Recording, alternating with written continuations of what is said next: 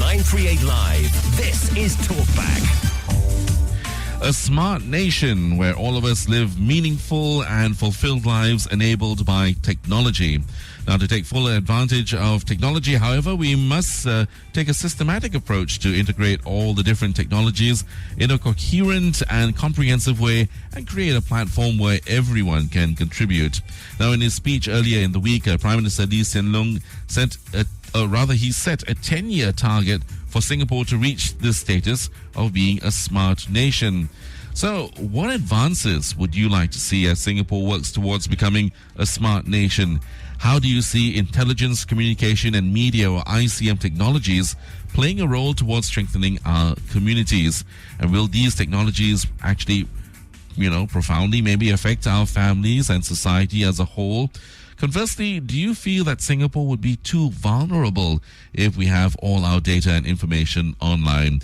You can start calling us on 669-11938. Tell us how, as citizens, we can play an active role in contributing meaningful data as well to the system, which Prime Minister Lee actually suggested.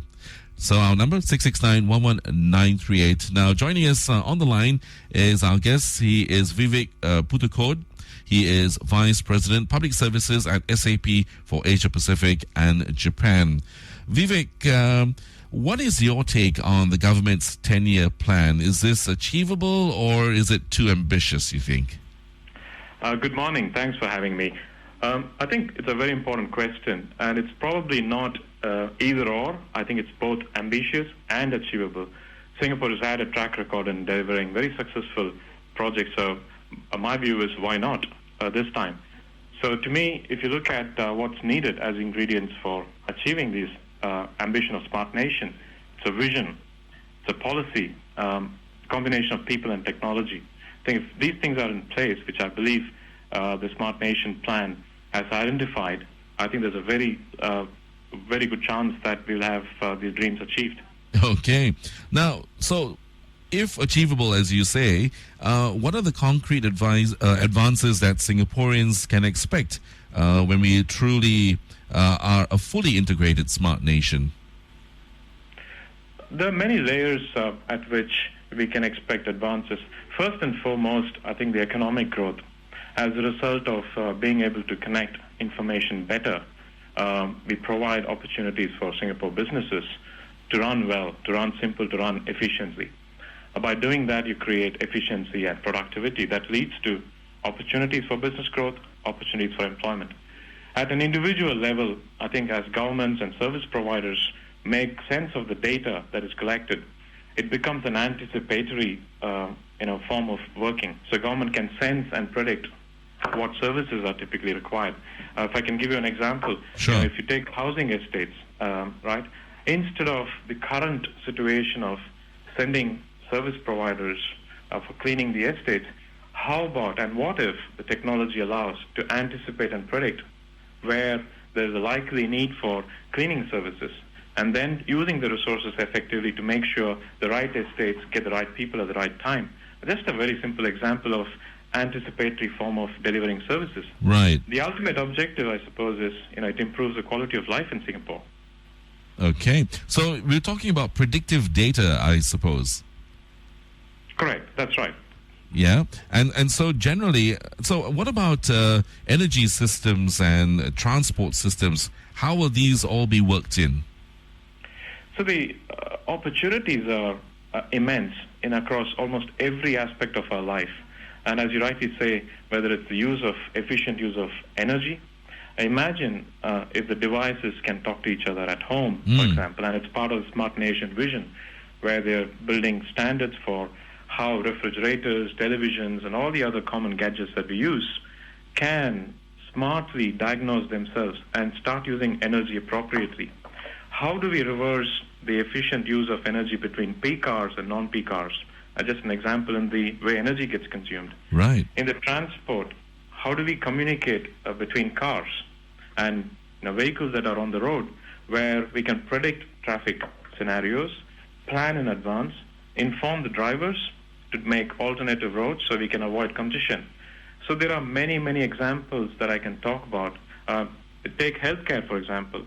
How do we personalize medical care, and how do we use technology and data to connect people with professionals who are providing, service delivery in healthcare.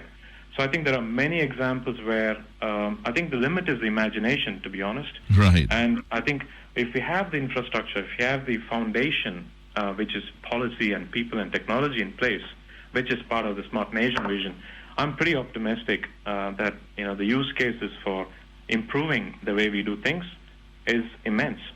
All right.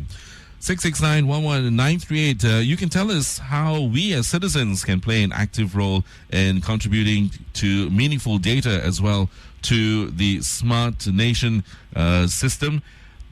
We have Mr. Tan on the line. Hi, Mr. Tan. Yeah, good morning. First of all, I think it's a good idea if you have a whole nation of affluent, well-informed, and can afford the kind of technology and can apply it and use it, right? But let's not be too. I think the Prime Minister is barking up the wrong tree. You've got a big problem handling a lot of things. For example, you see the website at Hong Lim Park has been down for 2 months, 3 months, and yet the director is quite happy as it is. And you're talking about high tech. You're talking about anything. Come on. Okay, that's a good point. Okay, so we're talking about security there, Mr. Tan. Vivek, I think Mr. Tan has brought up a good point. Okay, so I think a lot of us have thought about security. Some people say we might be, since we put so much online, are we overexposing ourselves? Look, the risk of security threat comes with, the use of online systems. The risk is always there, but the benefit far outweighs the risk that we see. And in these days, if you use social media such as Facebook or Twitter, we are putting a lot of data online. Whether we realize it or not, there is already plenty of data. What the Smart Nation platform, and it's part of the vision and part of the plan, is to build robust security technology. And guess what? I think the industry is ready. The industry is far better placed to provide the type of security that is needed, that protects privacy, that provides safeguards for personal data so that it doesn't fall into wrong hands. And I think these are essential characteristics of a Smart Nation platform. That's pretty much on the cards from what I've read. Right. Okay, now Mr. Tan also mentioned that we will have to have pretty well-off people in Singapore so that this Smart Nation idea works well. But IT is a leveler, isn't it? It democratizes technology right through and accessibility as well. Would you agree with that? Absolutely, and I think here is an opportunity. We have created complexity that has kept people outside technology, right? And complexity as a result of necessity, because the technology wasn't good enough to be simple. Sure. And I think, as somebody said, simplification is the ultimate form of sophistication. So the challenge and the opportunity we have today is to use technology to simplify so that anybody can use it, right? It's right from young generation of kids who are going to school to all the way to senior citizens and pioneer generation who can use technology so that nobody is left out. Here's an opportunity. I see that as a golden opportunity to bring everybody inside. And Singapore is well placed to do that. So I'm not pessimistic about that. I think it's a great opportunity where if we can simplify not just technology, but also processes, right? Whether it's corporate environment in a small business or a large corporation, right? Whether it's government business, the processes also need to be simplified, right? How we do things. And I think here is an opportunity to revisit some of those things. Okay, let's go to the phone lines. I believe we have Dolly on the line. Hi, Dolly. Hi, Dolly. Hi, good morning. Good morning. Can you put your radio a little bit softer, and then maybe you'll hear us a little bit better? Okay. Okay. Yes, okay. What's your question, please? Hi, good morning. Good morning. I think this is a very good trend, Smart Nation, and everybody will learn finally. I think basically we must, each one hold a special basic number at last in case the computer go haywire or everything go erased by some virus or what. Otherwise, we cannot trace our basic thing at all. So you're also talking about security and Yeah, so we must hold something like a number or so. You will deal with all the bank account, all the basic personal account, all this, just one paper, not many paper. And then we copy down. If not, we print out. And then I think it is a very good plan. If there is a will, there is a way. Okay. Will be successful. Thank you, Dolly. Okay, Vivek, I think once again people are worried about losing data, and I think personal data, and I think that is quite real actually. So how do we allay people's fears? Look, this is an important journey that we have to take people through, and I think the safeguards that needs to be built, as I mentioned before, security infrastructure is extremely important. Testing is equally important. You don't roll out services without appropriate testing. And I think the other bit is about education. How do we make people take responsibility for their own data? I think that's the ultimate form of security any system can provide, right, where the individual user is self-aware of what they are doing with the system, what type of data they're dealing with, and therefore what safeguards individually need to take. I think we need to operate at all levels in providing security. And I think if we do that, then some of these concerns that you hear will be gone away. Okay. Now let's look, if you can direct us to some examples, maybe globally, that you can point to for Singaporeans to potentially look forward to, where cities are already using smart technology. So I'll give an example of the work that we have done in Japan with the taxi industry and with Nomura Research, where we used the taxis, the moving taxis on the road, as sources of data to be fed into a central system where it can actually map the entire traffic flows in Tokyo City and redirect taxi drivers to take an appropriate routes so they're not stuck in traffic jams. Right. It increases the availability of taxis. The example, it reduces the time spent by passengers stuck in traffic. So it solves one aspect of a challenge, which is traffic as well as availability of taxis and reducing time spent unnecessarily on the roads. So here's one example. If I give you an example of what Montreal has done, using the mobile data, and passengers in transit during train stations where they're waiting. In addition to informing people about the train arrivals and schedules, it also takes advantage of the context or the location data of the individual and works with the shops around the train stations to provide services and offers like a cup of coffee, for example. So passengers can better use their time whilst they're waiting for the next available transport. So there are many, many examples. In the business context, we have worked with the Port of Hamburg globally in Germany, where we have used the sensor data, very similar to what Singapore is trying to do, right, where the sensors fed data into a central control system, which directed truck flows within the port that resulted in higher efficiency of how goods get transported from the ship to the container and back and forth. So there are many examples that I can think of in public security sense, which is one of the key issues that many countries face. You could use the same sensor data in terms of flooding, fire, security incidents, where the data can be transported real time into the hands of first responders, such as police and the ambulance. So numerous uses at all levels of society is possible. This is a smart nation we're talking about, where all of us can live meaningful and fulfilled lives enabled by technology. And Prime Minister Lee Hsien Loong, in fact, has set a 10-year target for Singapore to reach the status of a smart nation. You can still call us on 669-11938 after sports and our news updates. Tell us how we as citizens can also play an active role in contributing meaningful data to the system, and what sort of technologies do you look forward to as a smart nation, as Singapore progresses towards being a smart nation. We'd like to hear from you on Talkback on 938 Live. A smart nation where all of us live meaningful and fulfilled lives enabled by technology. And to take full advantage of technology, well, we must make it a systematic approach and integrate all the different technologies into a coherent and comprehensive way, creating a platform where everyone can contribute. And Prime Minister Lee Hsien Loong himself has set a 10-year target for Singapore to reach the status of a smart nation. So what advances would you like to see as Singapore works towards becoming that smart nation?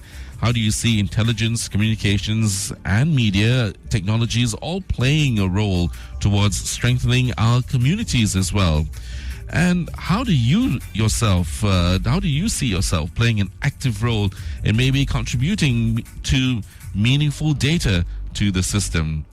669-11-938 is our number. If you have any thoughts about it, give us a call.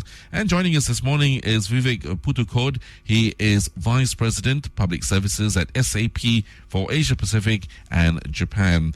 Now, Vivek, how much testing is going to be needed before the government is actually satisfied that the system in place is robust enough? Well, I suppose there can be never a case of enough testing, right? Testing is a continuous process. At SAP, we've been doing this for 42 years in building systems and applications. And I think we have a very good methodology today in the industry where testing is done to an extent that it's participative. So in the Smart Nation platform context, I think people have a role to play as well. In addition to the industry, in addition to government agencies, people can participate in, as you said in your introduction, contribute data, curate data, but also test how it works. In the world of social media, now we are able to share our experiences and be able to correct the system as it goes. I think part of being smart is for the system to be able to self-diagnose and correct itself. So testing is a critical part of the platform that's being rolled out. I see. Now, in terms of the systems architecture and infrastructure setup, would it be wise for the government to work with single or multiple partner vendors? And how has this been done in other cities? When you embark on a nation-building project such as Smart Nation, you have to bring different skill sets, different providers of services, and also including technology providers, right from sensors to people who provide applications, people who provide mobile services. So it's an ecosystem. The ecosystem, by its definition, is a group of entities that coexist, and support each other. Mm-hmm. It's very important for including local SMEs, working with companies which have been doing this for a living and have gained significant global experience. Bringing them together is extremely important. And I think that's probably where the strength of the Smart Nation platform will lie.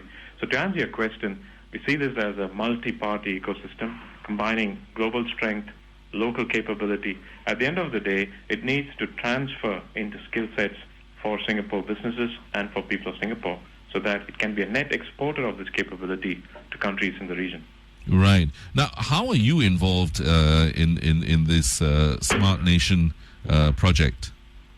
So we have entered into a memorandum of intent with the IDA, which is a lead agency spearheading the Smart Nation platform initiative.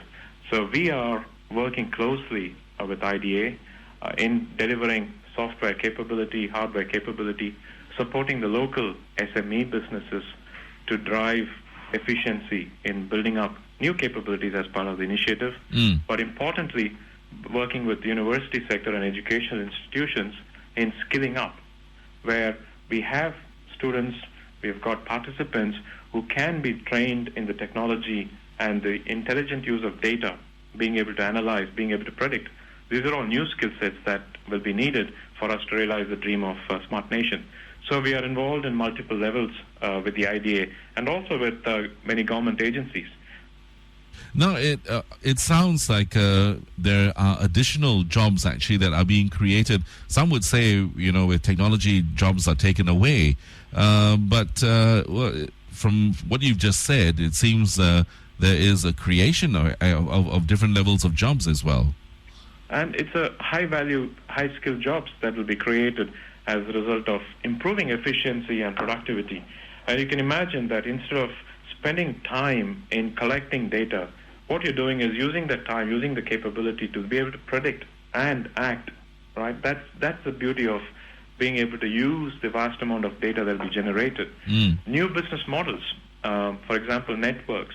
As devices get connected, who knows, Singapore would be coming up with new business models, being able to deliver services that were not otherwise possible. Speed is equally important. Things that took a long period of time can be compressed. I'll give an example of what we've done with the SAP HANA platform. The speed and the compression capability of processing complex data in a short period of time gives and frees up resources. In addition to that, creates new possibilities, right? So Right.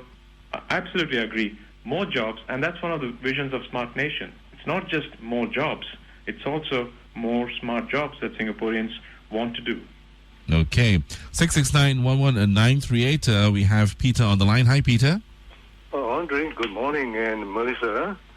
Okay, I'm not a computer savvy, definitely. All this smart thing and smart this, smart that. Okay. Right. Okay, it's good that we want to aim to be a smart nation for Singaporeans. But one thing we must not forget, we are human beings with feeling and emotion, everything, that computer can never compare with a human life. Sure. Now, I look at it this way. There's no point you have such a smart people with high-tech technology all the days of their life, but they are not smart in kindness, consideration, graciousness. You see, men in this planet is so smart, they're able to build that atomic bomb, right? And that with that kind of technology, I think this present stage of technology is quite frightening. It may be a bit out of context, but I look at it this way. Man's smartness, if it's put into good use, definitely is very, very useful to mankind. But look at the atomic bomb now, able to destroy the planet, I think maybe 5,000 times over, man, if I'm not wrong. I heard one article say that. So, Peter, you are, I suppose your reservations are that with technology, society may become colder and leave people behind. Let's put that question to Vivek. Vivek, are Peter's reservations, you think, founded? Do you think this is possible? It's hard to argue against that. It's very important that we preserve all the good things about human nature. I'll give an example. SAP has created this thing called Care Circle. It's a system where people at risk, in this particular instance, kids with autism, families struggle to provide care despite good intentions.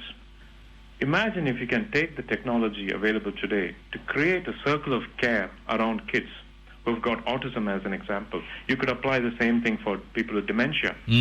One of the things that makes people cold is their inability to serve on time, not understanding the requirements, understanding the needs of other people. If technology can be creatively used, and that's what SAP has done, is to bring different people, family members, doctors, care providers, to understand a child's need with autism, then be able to prepare the type of services to support the child. And if that same type of technology can be used for elderly care, aged care, people at risk, I think this is perhaps one mitigating factor to the point that was earlier made, that technology can be applied for good causes. And that's what excites me most, and that's what drives SAP in terms of saying, how do we make use of this immense opportunity where we can provide and improve people's lives rather than just use technology for technology's sake. Absolutely. So, okay, so Peter, hopefully your fears are allayed there. Vivek, now so much is going to be, expected of this system that's going to be in place. So having a robust system is definitely something we look forward to, but what is it going to take to ensure that the system is constantly maintained? Is it going to be costly? And what kind of economies of scale can we expect? Look, one of the objectives of doing this is to bring efficiencies into the way we do things, whether it's business, how we lead our lives. Smarter is about efficiency. Smarter is being sustainable, right? So you're not doing a one-off hero projects, but it's a long-term goal of achieving sustainability into everything. So I think to answer your question, I would say that what it takes is care, governance is very, very important. And that's where government plays a key role in making sure things work the way it is meant to work. Businesses have a key role to play. Industry has a role to play. And most importantly, I think as individual citizens, we have a role to play. And I think that's the beauty of this. How do we bring participative democracy? And this is one good example of where people contribute ideas, data, in an orderly way. There is an ability to take the feedback and act on it, anticipate demands and needs of people. I think, to me, it's a self-sustaining system. That's the smartness that's being looked into, right? How do we create a self-sustaining system which includes different actors, provides a common platform for things to go well together?